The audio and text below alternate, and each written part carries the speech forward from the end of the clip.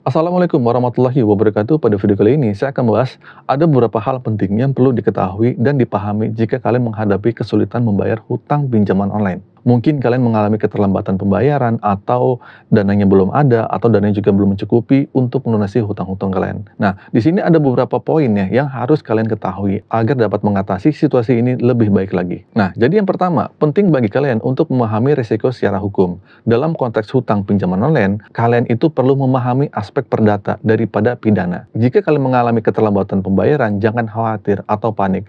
Semua masalah dalam ranah perdata, bukan pidana. Tidak perlu takut akan urusan dengan polisi lah, atau dipenjara lah, atau ancaman lainnya. Semua ancaman dan peringatan yang berhubungan dengan polisi lah, atau penjara lah, hanyalah taktik intimidasi dari DC-DC semata. Yang tidak kalah penting adalah pemahaman kalian tentang perbedaan antara perdata dan pidana dalam konteks hutang pinjaman online. Ya, dengan memahami ini, kalian tuh dapat lebih tenang dan menghadapi situasi keuangan yang sulit dan tidak terpengaruh oleh ancaman yang sebenarnya yang tidak memiliki dasar hukum. Oke, yang selanjutnya, yang perlu kalian ketahui adalah mengenai pemberian pinjaman online yang kalian hadapi. Nah, kalian harus tahu dengan jelas siapa pemberi pinjaman online tersebut dan apakah statusnya legal atau ilegal.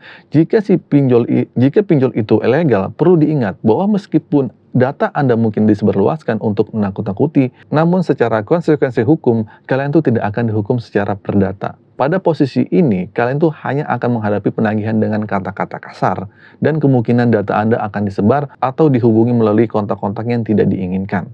Nah, jadi ketika Anda berurusan dengan pinjol ilegal, risikonya lebih terfokus pada penagihan yang agresif dan berpotensi penyebaran data pribadi kalian.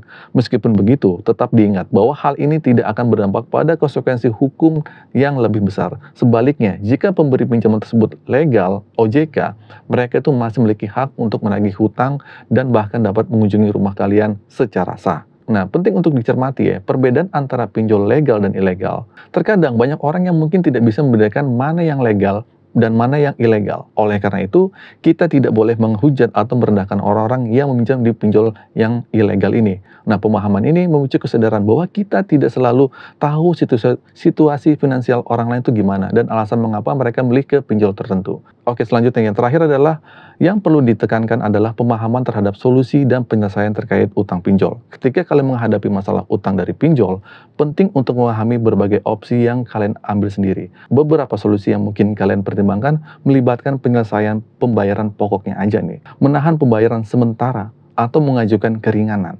Galbay pinjol memiliki berbagai cara penyelesaian. Nah, kalian itu dapat memilih untuk membayar pokoknya aja, atau menahan pembayaran untuk sementara waktu alias digalbaikan dulu, atau mengajukan keringanan pembayaran. Nah, namun perlu diingat bahwa setiap solusi ini membutuhkan proses dan waktu yang berbeda-beda di setiap orang. Proses ini juga bisa berlangsung selama mungkin berbulan-bulan, bertahun-tahun, tergantung pada kebijakan dan persetujuan dari pemberi pinjaman itu atau pada pihak pinjolnya. Nah, ketika kalian tidak memiliki dana untuk melunasi hutang, sadarilah bahwa tidak ada yang dapat Anda lakukan selain melanjutkan kehidupan Anda sehari-hari. Teruslah menjalankan aktivitas seperti biasanya dan berusaha menjaga kesehatan finansial kalian serta mental kalian. Dalam menangani masalah hutang, penting untuk tidak terlalu fokus pada masalah tersebut. Jangan sampai masalah keuangan kita terjebak dalam keputusan yang impulsif atau malah semakin bingung. Nah, terlalu fokus pada utang bisa membuat kita menggali lubang lebih dalam dan menutup lubang dalam keadaan yang tidak bijak. Dan pada akhirnya menciptakan kekacauan dan kalian juga akan makin stres sendiri. Nah, solusi yang benar adalah fokus pada perbaikan secara bertahap. Jika saat ini kalian tidak memiliki dana, biarkan saja sementara waktu dan hindari pembayaran dengan cara yang tidak terarah. Atau dengan cara gali lubang tutup lubang lah gitu, minjem ke pinjol ini, bayar ke pinjol ini, itu jangan. Seperti berutang lagi atau menggunakan uang yang seharusnya untuk kebutuhan sehari-hari. Ini bukanlah solusi yang baik karena hanya akan membuat masalah semakin kompleks, malah makin rumit hidup kalian. Nah, mungkin sebagai alternatif, lebih baik untuk galbay aja dulu atau menunda pembayaran sementara waktu. Setelah itu, fokuslah pada perbaikan secara bertahap. Perbaikan ini bisa mencakup pengaturan keuangan, mencari tambahan pendapatan, dan menghindari tindakan yang dapat memperburuk keadaan kalian. Penting juga untuk memiliki niat yang baik dan berusaha keras untuk keluar dari masalah hutang ini.